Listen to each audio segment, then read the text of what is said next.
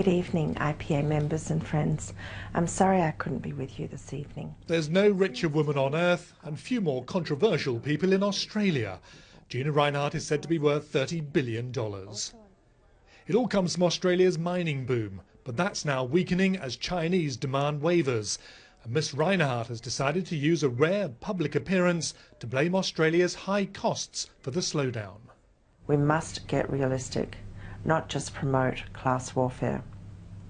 Indeed, if we competed at the Olympic Games as sluggishly as we compete economically, there would be an outcry. Last week, Gina Rinehart wrote an article saying Australians would be richer if they smoked and drank less, and now says the country should look to Africa to make itself more competitive.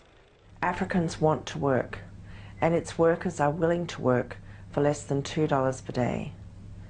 Such statistics make me worry for this country's future.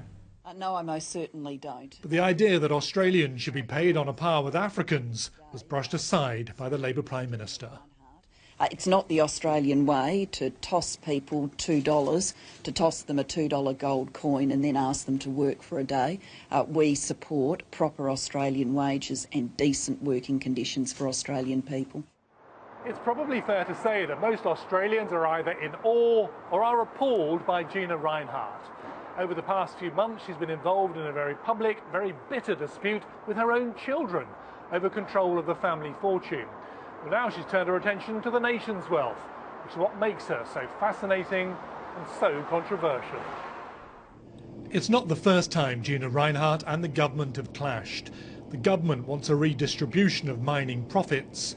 Gina Rinehart wants a reinforcing of mining's interests. Duncan Kennedy, BBC News in Sydney.